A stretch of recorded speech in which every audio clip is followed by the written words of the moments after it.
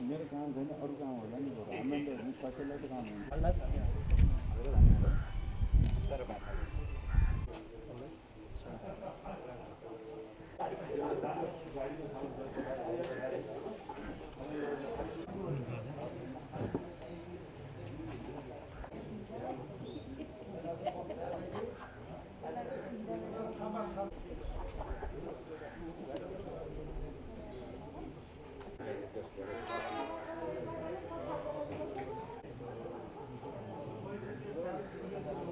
पेश गरेको छु जस्तो हो। दोस्रो कुरा के भनेदेखि रमेश लेखकजीको अध्यक्षतामा क्रियाशील संस्था छानबिन समिति छ, उहाँले पनि आफ्नो प्रतिक्रिया दिनुभएको छ र त्यसमा अहिले केन्द्रीय सदस्यहरूले आफ्नो ध्यानमा राखिरहनु भएको छ, आज पनि त्यही राखिरहनु भएको छ। अर्को कुरा के भनेदेखि महामन्त्रीजीले पूर्वबहादुर खड्काजीले खास गरेर जुन नेपाली काङ्ग्रेसको महाधिवेशनमा निर्वाचनको जुन काम हो नि त्यो निर्वाचनमा काम गराउनको लागि महादेव यादवको संयोजकत्वमा एउटा निर्वाचन समिति छ। त्यो निर्वाचन समितिले आफ्नो बैठकमा छलफल गरेर के हामीलाई जानकारी गराएको छ भने त्यो कुराहरू यहाँ केन्द्रीय समितिको बैठकमा पूर्वबहादुर खड्काले राख्नु भएको छ र त्यसले के भन्नुभएको छ भने कि त्यो निर्वाचन समितिलाई जब मतदाता नावली प्राप्त हुन्छ त्यो मितिले तपाईँको महाधिवेशन सम्पन्न गर्नको लागि 76 दिन लाग्छ, 76 डेज लाग्छ। एकदम टाइट गरेर गऱ्यो भने 20 दिन त तयारीमा लाग्छ अनि 20 दिनपछि तपाईँको फेरि यो वडाहरूको सुरु गऱ्यो भने 56 दिन लाग्छ। जुन छ नि हाम्रो क्रियाशील संस्थादेखि निर्वाचन अधिकृतहरूको सबै ठाउँमा डिपुटेसन, त्यसपछि गएर वडा तहको अधिवेशन, त्यसपछि गएर त्योभन्दा माथिको पालिका तहको अधिवेशन, त्योभन्दा माथिको प्रदेश सभा निर्वाचन क्षेत्र देशभरिमा 330वटा छ त्यसको अधिवेशन, त्योभन्दा माथि तपाईँको फेरि यो संसदीय क्षेत्र छ 165वटा त्यसको निर्वाचन, त्योभन्दा माथि फेरि जिल्ला सभापति जिल्लाको, त्योभन्दा माथि 7वटा प्रदेशको, अनि मात्र हुन्छ तपाईँको राष्ट्रिय महाधिवेशन। यो सबै काम गर्नको लागि कम्तीमा 76 दिन लाग्छ, जुन मितिदेखि उहाँहरूले क्रियाशील सदस्यता सूची अन्तिम रूपमा पाउनुहुन्छ। अहिले त पार्टीमा क्रियाशील सदस्यताको सूची छ, तयार हुँदैछ, भोटरको रूपमा त्यही परिणत हुन्छ। भोटरको रूपमा त्यो दिन परिणत हुन्छ त्यो सूची जुन दिन तपाईँको निर्वाचन समितिले प्राप्त गर्छ। निर्वाचन समितिले प्राप्त गरेको मितिदेखि तपाईँको 76 दिन लाग्छ। यो जानकारी महामन्त्री पूर्ण खड्काले निर्वाचन समितिको तर्फबाट राख्नु भएको छ यहाँ, अनि त्यसैमा अहिले सदस्यहरू छलफल गरिरहनु भएको छ। कसैले के भनिरहेछ भनेदेखि अब 2 महिना सानो यो भदौमा निर्वाचन हुँदैन, महाधिवेशन हुँदैन भन्ने कुरा छँदैछ। अब के अरे सदस्यहरूको विभिन्न राय आइरहेको छ। नेपाली काङ्ग्रेसले अप्ठ्यारो परेको बेलामा संविधानमै तपाईँको नयाँ प्रावधान राखिकै हो जारी गर्ने बेलामा, त्यसकारण नेपाली काङ्ग्रेस जस्तो पार्टीलाई अप्ठ्यारो परेको छ, खास गरेर संवैधानिकताको कारणले।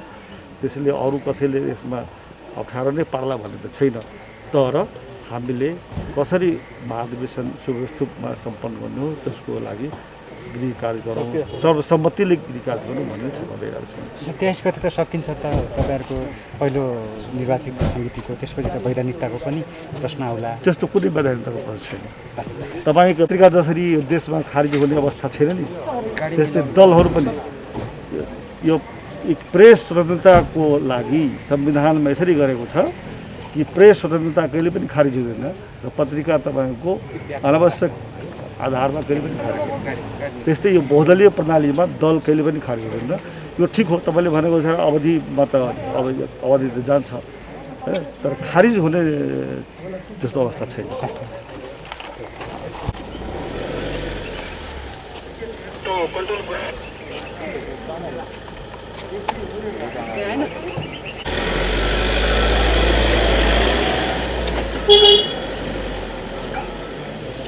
महाधिवेशन हुँदैन भन्ने होइन, महाधिवेशन हुन्छ। महाधिवेशन 16-19मा हुने कुरामा आशंका जन्मिएको छ, किनकि समय एकदमै कम छ। यो समयभित्र महाधिवेशन सम्पन्न हुने कुरा अब गाह्रो भएको छ। त्यसैले अब पदाधिकारीहरूसँग नेताहरूसँग के विकल्प छ त, त्यो विकल्प उहाँहरूलाई दिन हामीले भनेका छौँ। केन्द्रीय कार्य समितिका साथीहरूले अबको समस्या कसरी समाधान हुन्छ त, त्यसका बारेमा आफ्नो तर्फबाट सुझावहरू दिइरहनु भएको छ।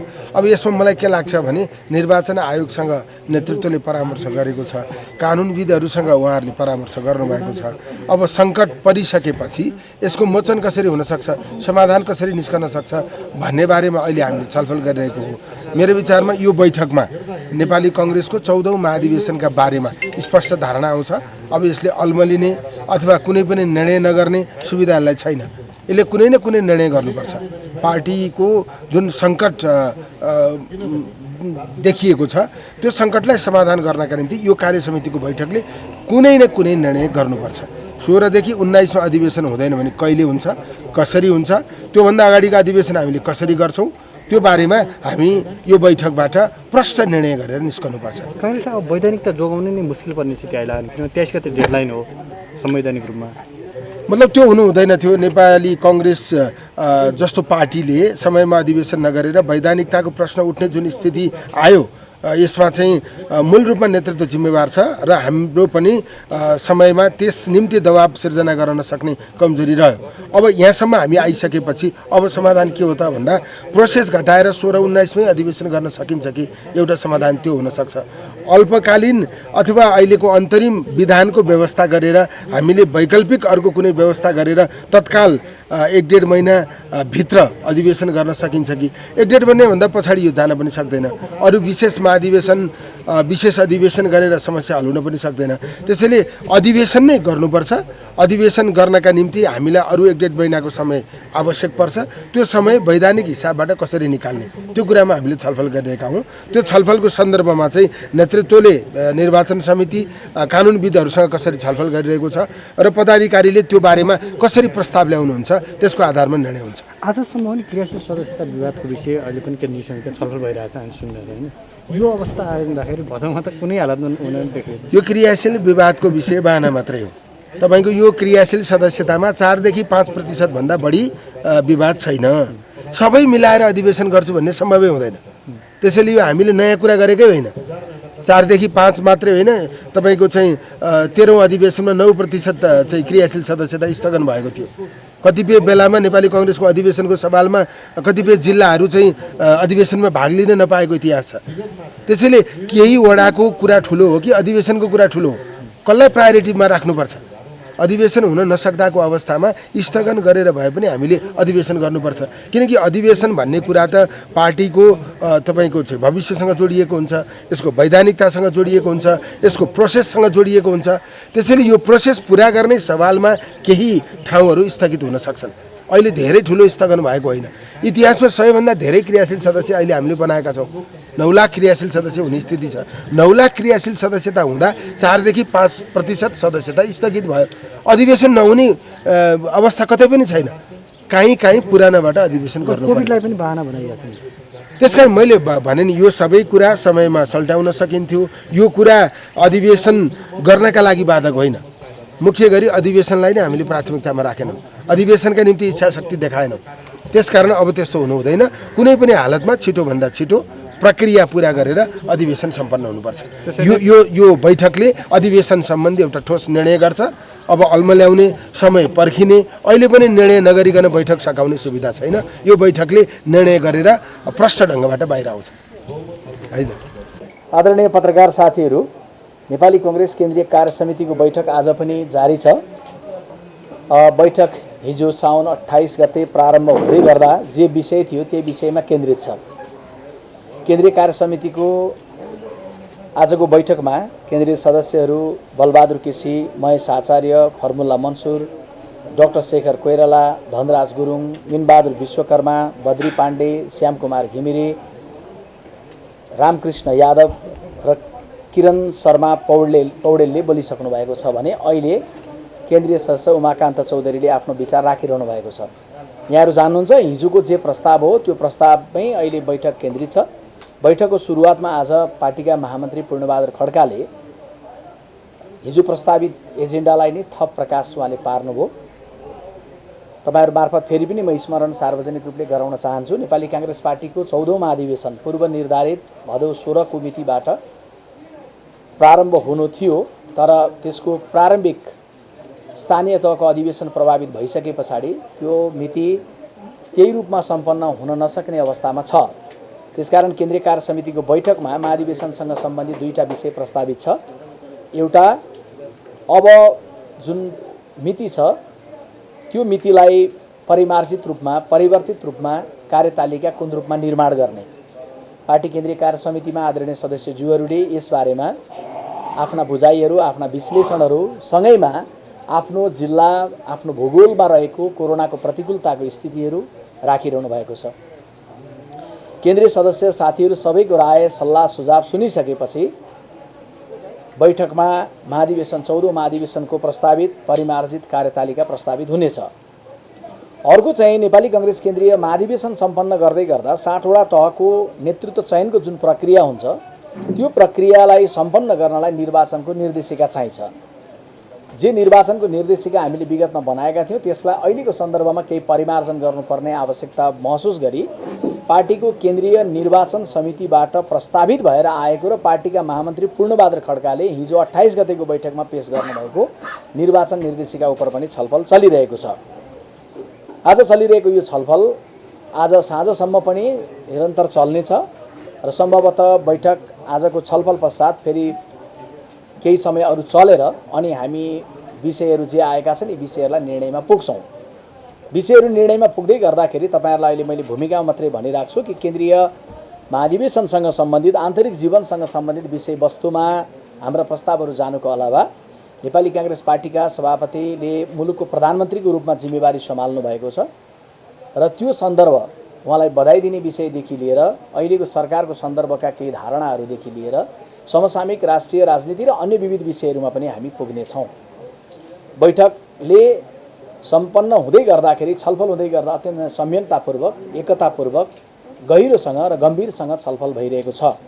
नेपाली कांग्रेस पार्टीको सिङ्गो केन्द्रीय नेतृत्व सभापतिदेखि वरिष्ठ नेतादेखि पार्टीका पदाधिकारी पूर्व पदाधिकारीदेखि केन्द्रीय कार्य समितिका सबै साथीहरूले अहिले सरकारमा गइसकेपछि गर्नुपर्ने गम्भीर विषयवस्तुका प्रति पनि गम्भीरता प्रकट गरिरहनु भएकै छ र सँगैमा नेपाली कांग्रेस पार्टीको घरेलु जीवनलाई व्यवस्थित गर्ने सन्दर्भमा भइरहेको हाम्रो कमी कमजोरी अनि कोरोनाको प्रतिकूलतालाई समेत समीक्षा गरिराखेर महाधिवेशनलाई सम्पन्न गर्नुपर्ने दायित्वमा पनि साझा मत संयमताका साथ प्रस्तुत गरिरहनु भएको छ। विविध मत विविध कोणबाट स्वाभाविक रूपमा आउने भए तर नेपाली कांग्रेसको यो बैठक सकिँदै गर्दा साझा रूपमा एकताबद्ध रूपमा हामी धारणा निर्माण गर्नेछौँ गर्न सक्नेछौँ र निर्माण गरेको धारणा बमोजिम नेपाली कांग्रेस पार्टीको 14औं महाधिवेशन गर्ने दिशामा हामी अगाडि बढ्नेछौँ।